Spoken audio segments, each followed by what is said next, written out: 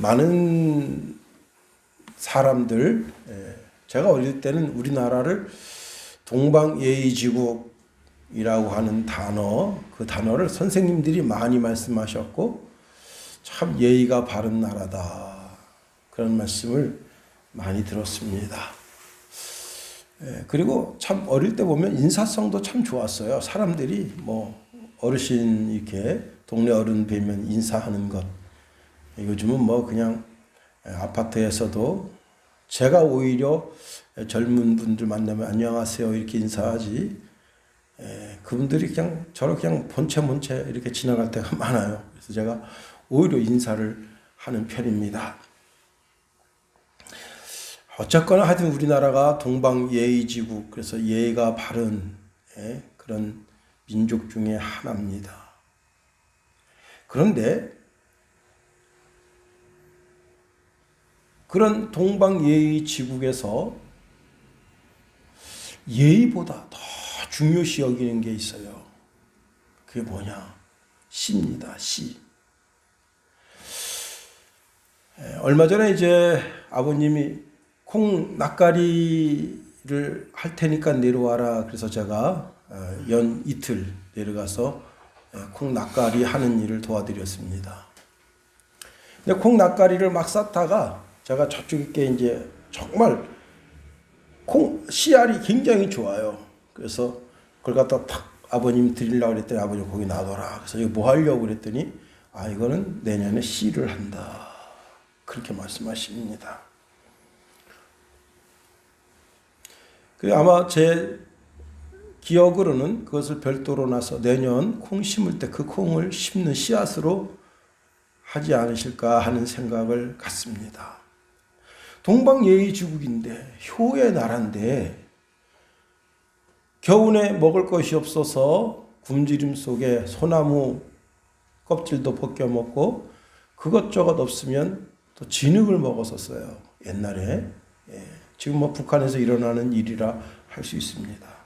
그렇게 하다가 부모님이 돌아가셔도 절대 곡간 광안에 깊이 숨겨둔 씨는 꺼내다 먹지 않는다는 거예요.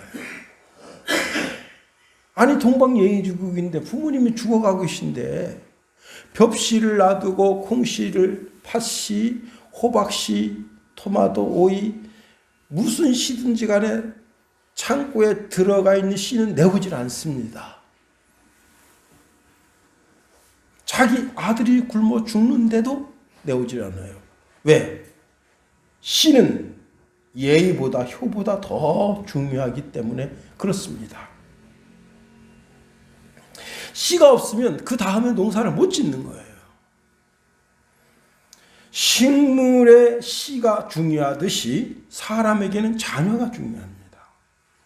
자녀를 많이 낳아야 되죠. 그 집안이 번성해야 되는 겁니다. 앞으로 결혼하면 자녀를 많이 낳으세요. 번성하는 복을 받으세요. 그리고 영혼의 씨가 있습니다. 영혼을 살리는 씨, 그게 바로 예수입니다. 우리는 예수님을 믿는다. 우리가 예수를 믿는다고 하는 것은 예수님이 우리 속에 영혼의 씨로 들어와서 우리를 살린 거예요. 예수님이 영혼을 살리는 씨가 되는 겁니다. 자연 속에서도 씨가 뿌려져야 하듯이, 또 부부가 결혼해서 부부가 자녀를 낳아야 하듯이, 교회도 자꾸 이렇게 복음의 씨가 뿌려져야 전도도 되고 교회가 부흥도 되고 그 열매를 하나님 앞에 드릴 수 있게 되는 겁니다. 시편 126편 6절에 보면 울며 씨를 뿌리러 나가는 자는 반드시 기쁨으로 그 곡식단을 가지고 돌아오리라 말씀합니다. 씨를 농부가 뿌릴 때 그 씨가 덜어는요 길가에도 떨어져요. 길가에 떨어져도 길가에 떨어지는 걸 알면서도 씨를 뿌립니다. 덜어는 그 씨가 돌을 많이 쌓아놓은 돌짝 거기에 씨가 떨어져요. 그래도 씨를 뿌립니다. 때로는 씨를 뿌리다가 그 씨가 풀에 떨어져요. 풀 많이 있는 곳, 나무가 있는 곳, 그런 곳에도 씨가 떨어집니다. 그래도 농부는 씨를 뿌립니다. 그리고 주로 씨를 밭에다 뿌리죠. 이것을 이렇게 뿌리는 것을 흩어 뿌린다 그래요. 흩어 뿌린다. 이렇게 씨를 한 줌 주고 이렇게 뿌려요. 자, 오늘 본문의 씨 뿌리는 비유입니다.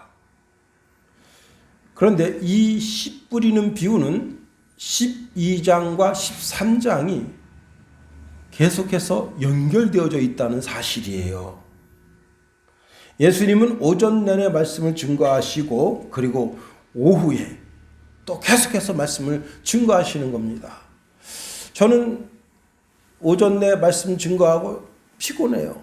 조금 피곤합니다. 그래서 조금 전에도 눈을 조금 한 5분 붙였었는데 붙이고 나니까 또 이제 정신도 마음다짐도 새로워졌어요. 예수님은 피곤치 않으십니다. 예수님 아침 일찍부터 말씀을 증거하셨는데 특별히 아침 이른 대바람에 제자들이 밀밭 사이를 지날 때 그때 밀을 잘라서 그 밀 이삭을 손으로 비비고 그리고 그것을 입에 털어 넣는 행위에서부터 이제 바리새인들이 와서 예수님께 시비를 걸었습니다. 그래서 12장 1절에서 13절에는 밀 이삭 추수 때문에 바리새인과 실갱이를 벌이는 가운데 주어진 말씀이고요. 12장 14절에서 21절은 안식일에 예수님의 회당에 들어가셨을 때 손 마른 사람을 고쳐주면서 안식일에 대한 논쟁이 거기서 또 시비가 붙었어요. 그리고 12장 22절에서 37절에서는 이제 바리새인과 서기관이 합세돼서 예수님이 바알세불이 짚혔다. 마귀의 대왕 바알세불이 짚혔다라고 하는 것을 가지고 예수님을 이제 모함해서 예수님을 죽이려고 달겨드는 그런 광경까지 나아가게 되고 그 다음에 12장 38절에서 45절까지는 이들이 예수님께 메시아의 표적을 보여달라 할 때 요나의 표적을 보여주겠다 말씀하시고 46절에서 50절까지는 예수님의 어머니와 예수님의 젖동생이 와서 예수님을 미쳤다. 우리 예수가 미쳤습니다. 그래서 데리러 왔네요. 하고 하는 그러한 배경이 주어지는 겁니다. 자, 12장을 제가 쭉 말씀드렸는데 처음에는 바리새인들과 실갱이가 벌어졌다가 이들이 이제 서기관을 데리고 와서 서기관과 예수님과의 논쟁이 있었고 그 다음에 예수님의 모친과 젖동생이 와서 예수님을 미쳤다 모함하면서 집으로 데려가려고 하는 그런 일련의 과정이 있었던 거예요. 그러니까 얼마나 피곤합니까?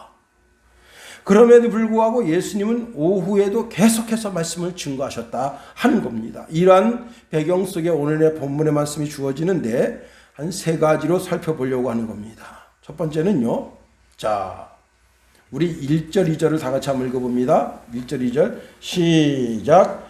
그날 예수께서 집에서 나가사 바닷가에 앉으심에 큰 무리가 그에게로 모여들거늘 예수께서 배에 올라가 앉으시고 온 무리는 해변에 서 있더니 오전에도 말씀이 증거되어졌지만 오후 시간에도 계속해서 말씀이 증거되어졌다 하는 것을 알게 됩니다.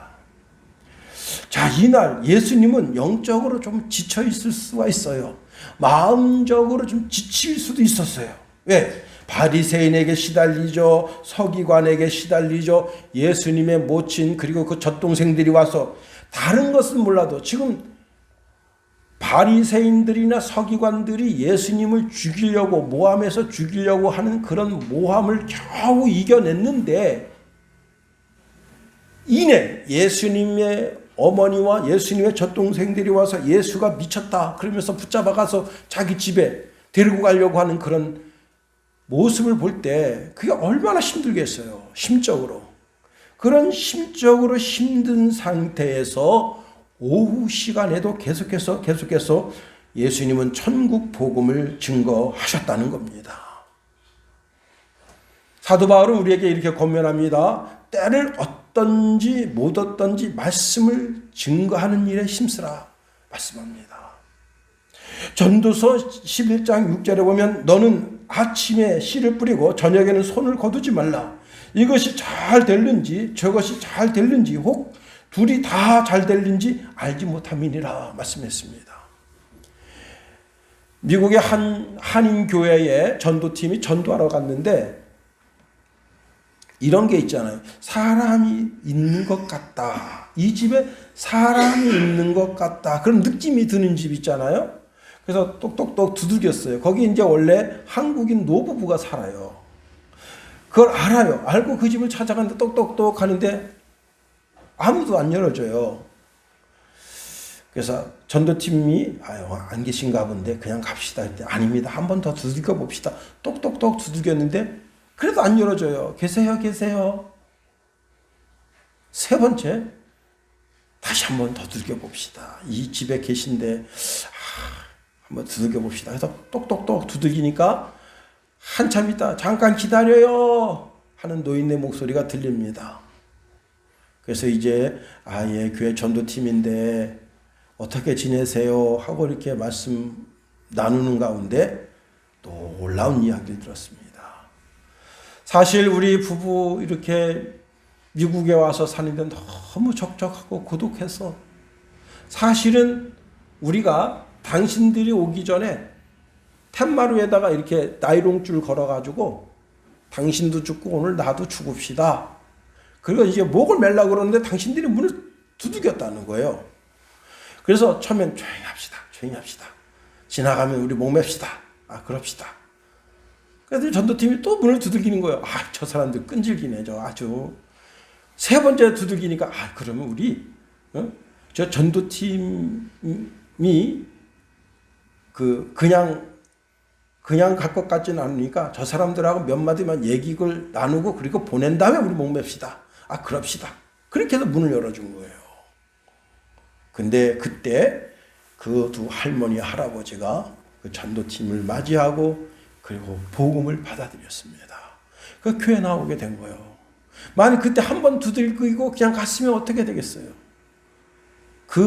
그날 두 부부는 목매고 미국 LA에 대문짝만하게 고독해서 목매달아 자살했다. 그러면 그 전도팀도 마음이 아프잖아요. 우리가 그때 적극적으로 문을 두들길 걸 하는 그런 아쉬움이 있을 거 아니에요. 그렇습니다. 여러분, 이 시대에는 하나님의 복음의 말씀을 듣지 못한 영적 목마름 속에 있는 영혼들이 많습니다. 그들에게 우리가 하나님의 말씀을 전해줘야 돼요. 최근 코로나 때문에 교회가 9,600개가 문을 닫았대요. 근데 그 9,600개가 우리 개척교회 같은 그런 교회가 아니고 중대형 교회입니다. 그 중대형 교회 목사님들 몇백 명, 몇천 명 놓고 막 설교하다가 교회 멋지게 건축했는데 그 돈을 못 갚아서 교회가 훌딱 넘어가 버린 거예요. 그러니 어떡하겠어요? 그래도 어떻게 해요? 그래도 복음 전하는 자리에 있어야 됩니다. 오늘 주일날인데 목사가 말씀 증거할 수가 없어. 허전하죠. 그래도 가정 예배라도 드려야 돼요. 여보, 우리 모입시다. 가정 예배라도 드립시다. 카톡을 하든지 전화를 하든지 우리가 교회가 돈을 못 내서 은행에 저당 잡혀서 건물이 넘어갔지만 우리 집에 모이시오. 우리 집에서 예배 드립니다. 자꾸 모여야 돼요. 그리고 자꾸 말씀을 듣는 자리로 파고들어야 돼요. 여러분, 저도 EBS 아주 좋은 명사들이 연설하는 거 쭉 듣습니다. 제 바로 앞에 텔레비전이 있어서 쭉 듣고요. EBS를 통해서 듣고요. 또 KBS, SBS, MBC 좋은 강사들이 이렇게 연설하는 거 쭉 들어요. 좋은 강사들이 연설하는 연설은 마음에 조금 위로가 되고 도움이 될 수는 있지만 영혼의 도움은 되질 않습니다. 설교는 참 그래요. 제가 설교를 늘 준비하지만 설교는 늘 성경 이야기를 풀이해서 해석해 주는 건데 그게 그거 같고 저게 저거 같고 그래도 영혼을 살리는 말씀이 바로 설교 말씀인 거예요. 이들이 설교 말씀 들으려고 해변으로 모인 거예요. 많은 무리들이 여러분, 많은 무리들이 축구장으로 달려가고 야구장으로 달려가고 연극 보러 달려가고 또 007 영화도 보려고 달려가고, 그러나 거기 가서 영혼이 살 수는 없습니다. 영혼이 사는 곳은 바로 교회, 말씀 듣는 자리에 있을 때 영혼이 사는 겁니다. 예수님 살아 계실 때, 예수님께서 말씀을 증거하실 때 수많은 무리들이 예수님 말씀 들으러 모여 들은 거예요. 두 번째, 이렇게 예수님과 함께 모이는 모임을 가리켜서 에클레시아라 한다 하는 겁니다. 자, 지금 서기관이 떠났습니다. 바리새인이 떠났습니다. 예수님의 모친과 젖동생들이 다 떠났어요. 이제는 예수님이 증거하시는 말씀을 듣고 자신의 삶을 회개하고 하나님의 나라 백성 되기를 원하는 자들만 모였어요. 오직 예수님의 설교 말씀을 통해서 내 자신의 영혼의 양식과 내가 정말 하나님 말씀 가운데 천국을 소망하고 살려고 하는 그런 몸부림치는 사람들만 모였습니다.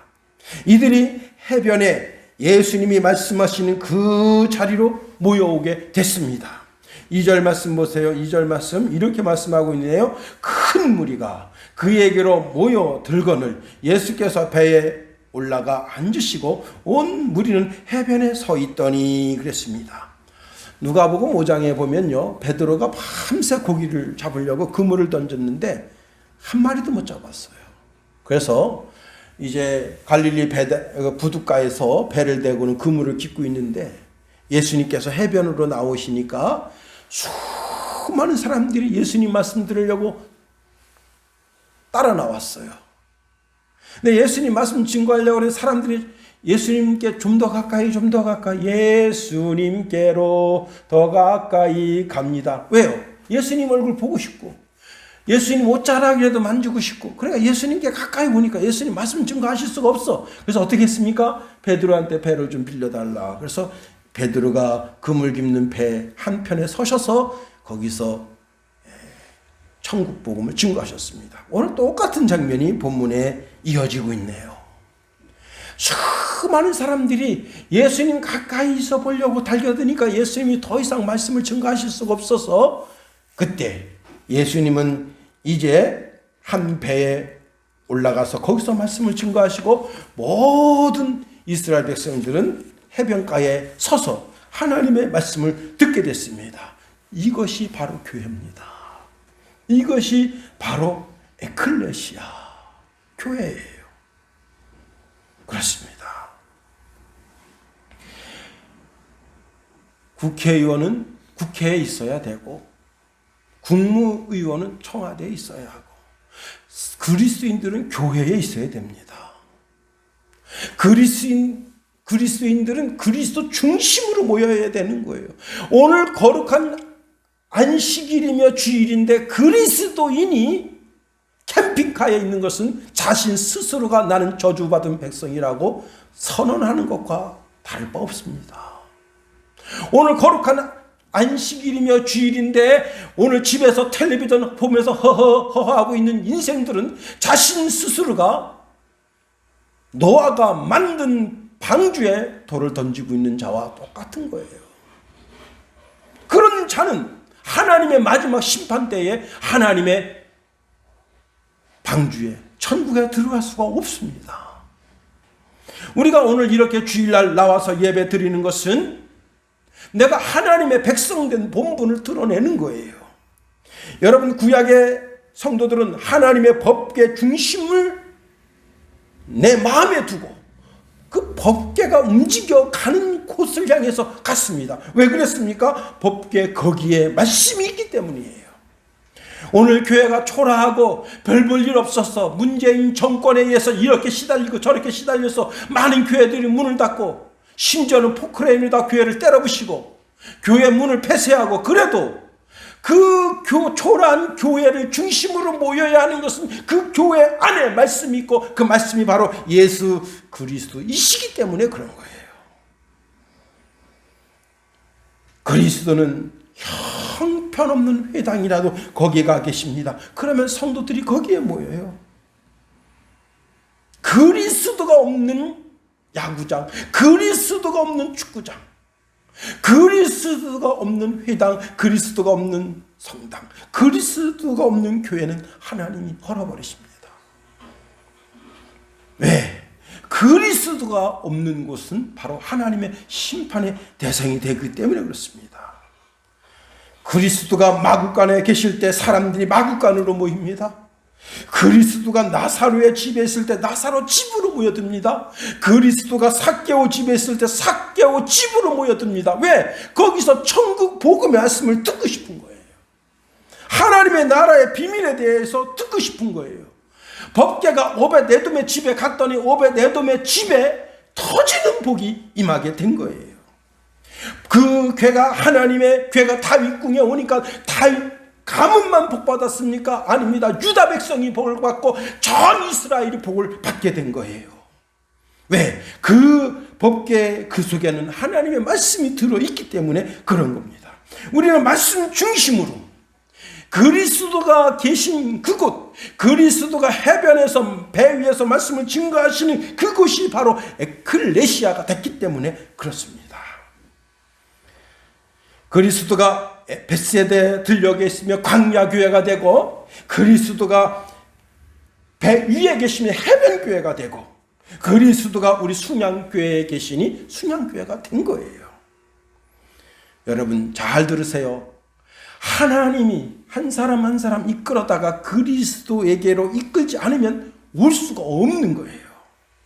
요한복음 6장 44절에 나를 보내신 아버지께서 이끌지 아니하시면 아무라도 내게 올 수 없으니 오는 그를 내가 마지막 날에 다시 살리리라. 요한복음 6장 65절에 보니까 이르시되 그러므로 전에 너희에게 말하기를 내 아버지께서 오게 하여 주지 아니하시면 누구든지 내게 올 수 없다 하였노라 하십니다.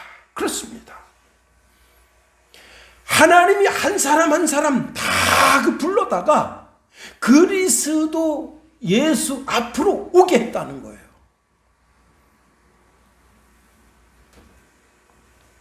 이 에클레시아라고 하는 말 뜻이 뭐냐면 밖으로 불러 모으다라는 뜻입니다. 에클레시아는 밖으로 불러 모으다.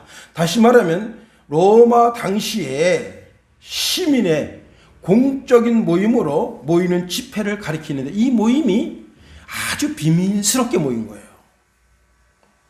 공개적으로 모인 것이 아니라 비밀스럽게 에클레시아, 그 시민의 대표가 그 도시를 어떻게 이끌어 나갈 것인가, 이런 공적인 회무를 하기 위해서 그 시민의 대표들이 이렇게 언제 이렇게 모이십시오. 다 모이는 게 아니에요. 대표만 모여서 그때 회의를 할 때 그것을 에클레시아라 했습니다. 자, 그런데 교회는 주는 그리스도시요 살아계신 하나님의 아들이신다라고 하는 베드로가 그 고백을 할 때 예수님께서 그 고백 위에 내 교회를 세우겠다 말씀하셨어요. 다시 말하면 모든 그리스도인들은, 성도는 주는 그리스도시요 살아계신 하나님의 아들이십니다라고 하는 고백한 사람들의 모임이라는 거예요. 그러니 더 비밀스럽고 더 영적인 비밀을 간직한 자들입니다. 자, 처음에 교회는 약했어요. 별 볼일 없었어요. 예수님께서 십자가에 죽으시고 그리고 40일 동안 제자들과 함께 계시며 마지막 승천하실 때 제자들에게 부탁하셨습니다. 예루살렘을 떠나지 말고 위로부터 성령을 던지 피울 때까지 너희들이 이 성에 유하라 말씀하셨어. 그들이 마가다락방에서 열심히 기도하다가 성령 충만함 받았습니다. 그때부터 교회가 역동적으로 세상을 바꾸는 교회가 됐어요. 오늘 대한민국 교회 2019년도 10사람에게 물었습니다. 교회가 없어도 괜찮다라고 보는 사람들이 89%입니다. 그 왜 그렇게 된 거예요? 응? 그래서 교회가 여러분 세상의 적이 된 거예요. 10명 중 9명이 교회는 더 이상 필요치 않다. 왜? 아니 자꾸 말이지 뭐 동성애법을 그거 하지 못하게 하질 않나. 세상적으로는 보면 막 나가야 되거든. 막 술도 막 먹고, 음주 가무하고, 뭐 진탕 놀면서 그렇게 세상 살아야 되는데 그런 걸 못하도록 교회법이 자꾸 세상을 제지하니까 이런 교회는 차라리 없어도 되겠다.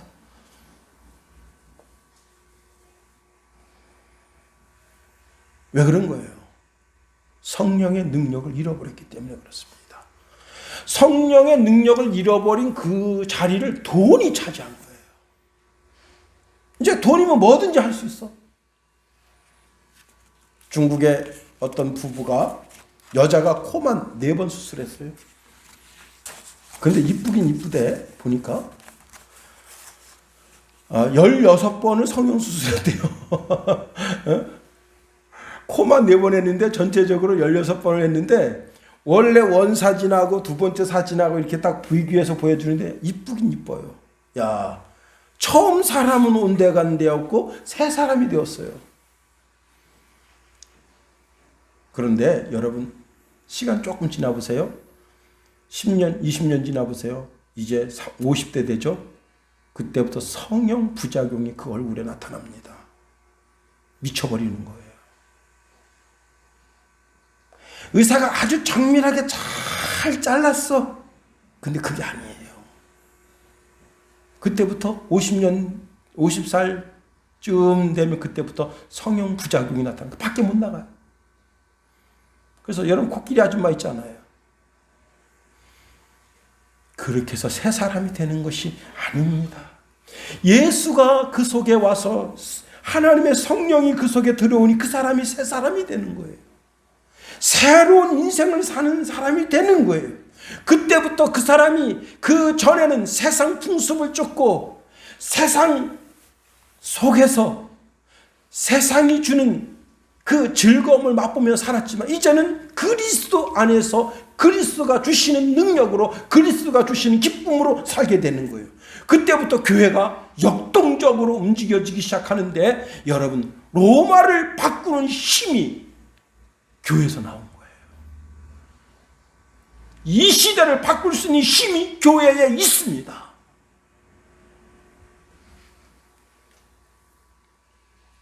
정부가 대통령이 나라를 바꾸지 못해요.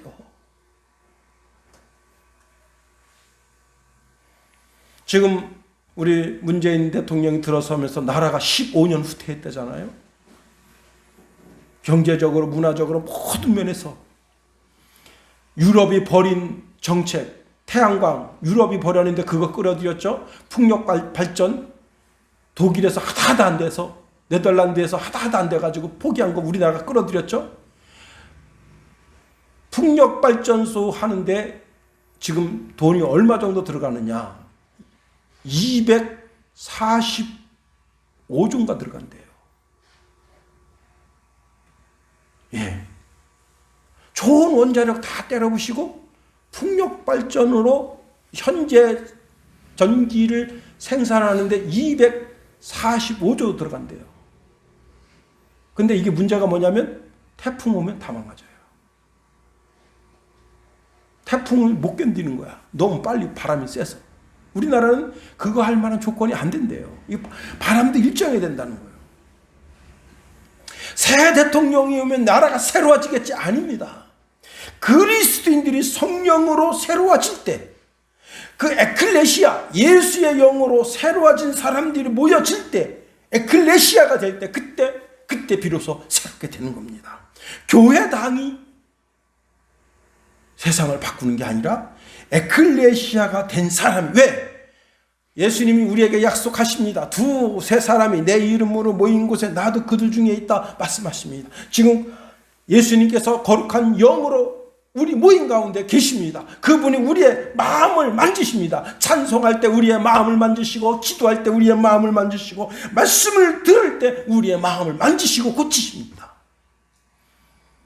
하박국 2장 20절에 보니까 오직 여호와는 그 성전에 계시니 온 땅은 그 앞에서 잠잠할지니라 말씀하십니다. 우리가 이렇게 예수 그리스도의 이름으로 모임을 가질 때, 예수 이름으로 구역 모임을 모이고 찬양 모임을, 기도 모임을 가질 때 하나님께서 온 우주를 운행하시다가 그 눈을 나를 찾는 곳이 어딘가 하고 그곳을 향하여 들고 계시다. 하나님의 시선이 지금 여기와 계신 줄 믿으시기를 축원해 드립니다. 나를 보고 계십니다. 내가 비록 피곤해서 꾸벅꾸벅 졸지라도 우리 내 딸이 이렇게 피곤하구나, 내 아들이 이렇게 피곤해서 졸고 있구나, 다 보고 계셔요. 그러니까 점심 많이 먹으면 졸릴 수밖에 없어. 세 번째로, 첫 번째 비유가 무엇이냐? 길가에 뿌려졌다는 씨의 비유입니다. 우리 한번 3절 4절 다 같이 읽어봅니다. 시작. 예수께서 비유로 여러 가지를 그에게 말씀하여 이르시되 씨를 뿌리는 자가 뿌리러 나가서 뿌릴새 더러는 여기서 몇 가지를 정의해 보려고 합니다. 첫 번째는 씨예요. 씨는 뭐냐? 천국 말씀이에요. 베드로전서 1장 23절에 보면 너희가 거듭난 것은 썩어질 씨로 된 것이 아니요 썩지 아니할 씨로 된 것이니 살아있고 항상 있는 하나님의 말씀으로 되었다. 씨가 뭐냐? 영적으로 보니까 씨가 뭐냐? 하나님의 말씀이에요. 그 말씀이 뭐예요? 바로 예수예요. 말씀이 육신되어 우리 가운데 거하시니, 요한복음 1장 14절. 태초에 말씀이 계시니라. 이 말씀이 뭐냐? 바로 예수입니다. 그럼 씨 뿌리는 자가 누구예요? 이 씨 뿌리는 자는 하나님 자신일 수가 있고, 오늘 성경 본문에는 예수님일 수가 있고, 또 이 시대에 살고 있는 모든 그리스도인들이 씨 뿌리는 자입니다. 다시 말하면 복음의 말씀을 증거하는 자들이 씨 뿌리는 자예요. 고린도전서 3장 9절에 보니까 우리는 하나님의 동역자예요. 야, 하나님의 동역자래요. 여러분, 우리가 복음 증거할 때 하나님과 나 자신이 동역자가 되는 거예요. 그리고 너희는 하나님의 밭이요 하나님의 집이라 하고 말씀하셨어. 길가가 뭐냐? 예. 자, 이 길가를 어디서 찾을 수가 있느냐? 12장에서 찾을 수가 있어요. 예수님의 제자들이 밀밭 사이를 지나가는데 그 밀밭 사이가 바로 길입니다. 그 길은 끊임없이 사람이 밟아서 아주 다져졌어요. 딱딱합니다.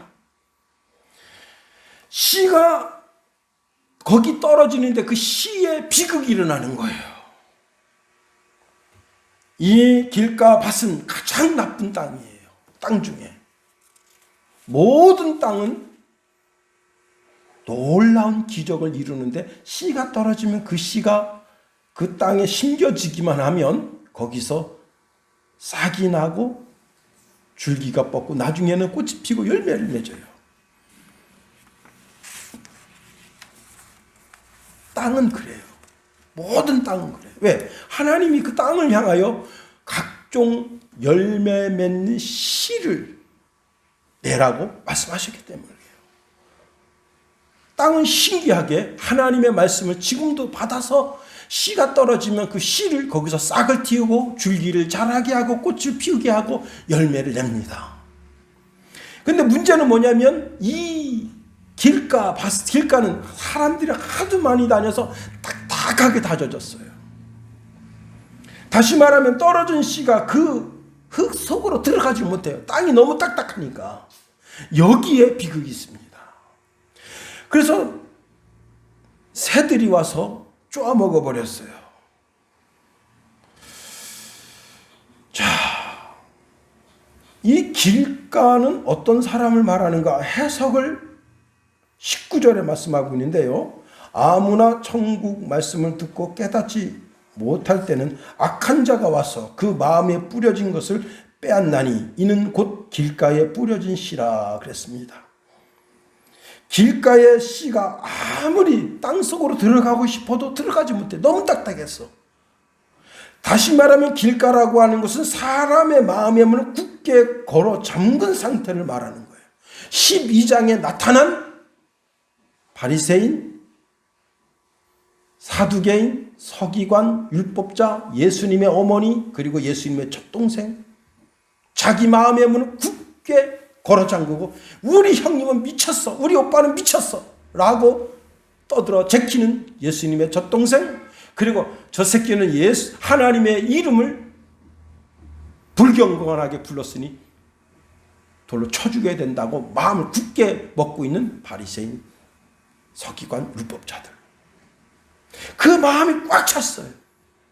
뭐로? 율법주의로 꽉 찼어요. 절대 복음의 씨가 들어가질 않습니다.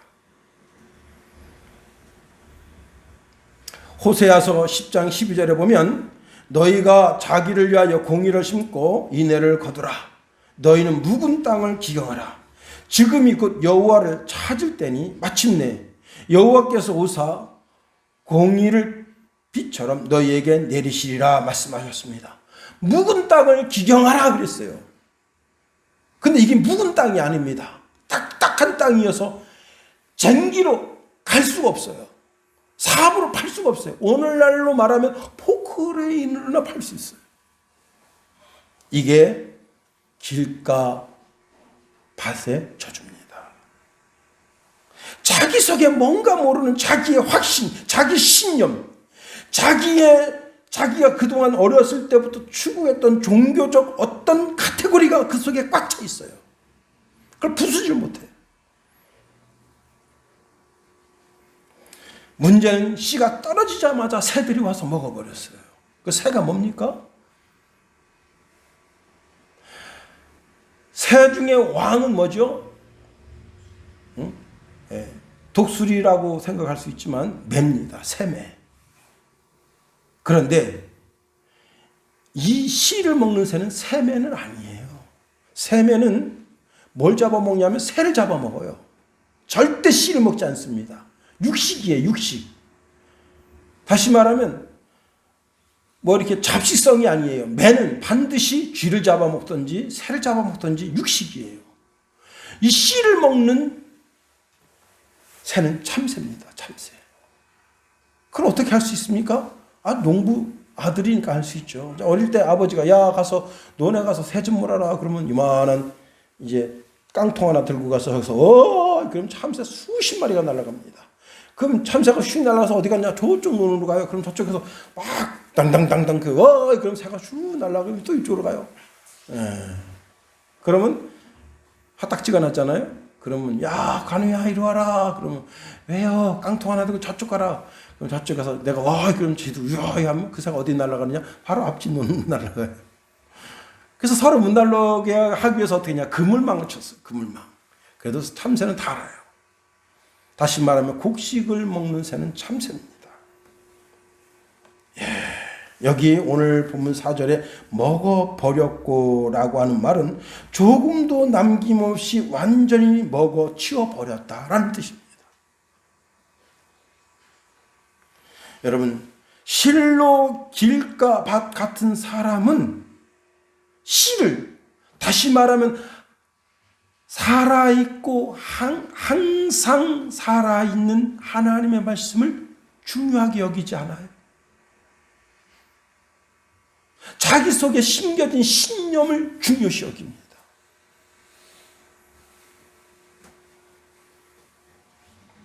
사도 바울은 오늘 여기 바리새인, 서기관과 같은 사람이었어요. 그는 바리새인이었어요. 율법이 최고라고 여겼던 사람이에요. 그래서 어떻게 했습니까? 예수 믿는 사람 잡아 죽이는데 앞장섰어요. 여러분, 사람 잡아 죽이는데 앞장서지 마세요. 사람 죽이는데 앞장서지 마세요. 회의를 통해서 사람 모함하는 자리에 있지 마세요. 그 사람을 살려주는 자리에 서세요. 죽이는 것은 사탄의 일이고 살리는 것은 성령의 일입니다. 늘 언제든지 살리는 편에 서세요. 그 사람을 변호하는 편에 서세요. 자, 사도 바울은 사울이었을 때 사람 잡아 죽이는 인간 백정입니다. 그래서 다메섹에 있는 사람들까지 잡아서 예루살렘으로 끌고 가서 돌로 쳐 죽이려고 못된 마음을 먹고 다메섹에 갔다가 예수님 만났습니다. 근데요, 바울이 이런 말을 합니다. 빌립보서 3장 7절에 보면 그러므로 내게 유익하던 것을, 여기 유익하던 것이라고 하는 것은 율법입니다. 내가 그리스도를 위하여 다 해로 여길 뿐더러 또한 모든 것을 해로 여김은 내 주 그리스도 예수를 아는 지식이 가장 고상하기 때문이다 했습니다. 여러분, 고상해지고 싶으면 예수 믿으면 되는 거예요. 예수 믿는 사람은 행동도 삶도 올바라요. 예수 안 믿는 사람은 아무리 자기가 정직하고 성실하게 살아도 옳붙질 않습니다. 내가 그를 위하여 모든 것을 잃어버리고 배설물로 여김은 그리스도를 얻고 그 안에서 발견되려 함이라. 내가 가진 의는 율법으로 난 것이 아니요 오직 그리스도를 믿음으로 말미암은 것이니 곧 믿음으로 하나님께로부터 난 의라 했어요. 그는 자기가 바리새인이었을 때 가지고 있었던 그 율법주의를 뭐라고 했느냐? 나를 해하는, 나를 해코지 하는 것이 되고, 그리고 그것이 똥과 같다 했어요. 똥.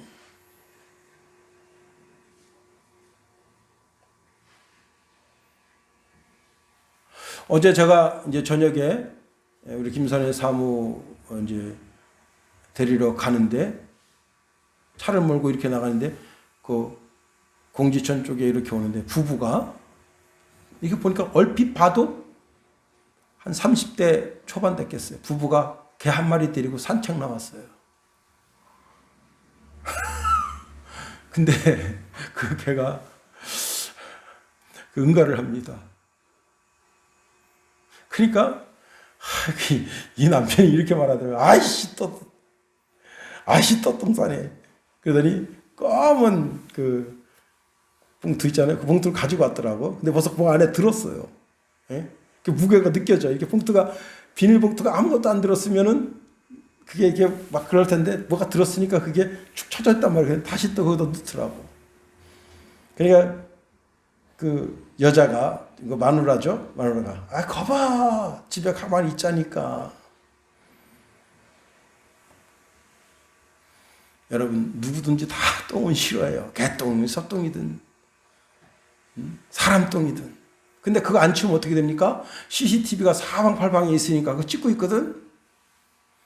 그래서 누가 여기 똥 쌌는데 치우지 않았으니까 한번 알아봐 주세요. 그러면요, 제깍이에요.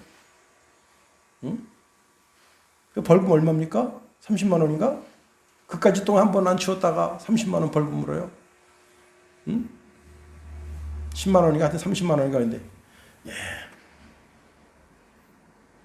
자기가 바리새인이었을 때 예수님 만나기 전에 그렇게 율법주의자가 고상한 것이고 최고인 줄 알았는데 알고 보니까 그게 나 자신을 해치는 것이고 그게 똥과 같더라.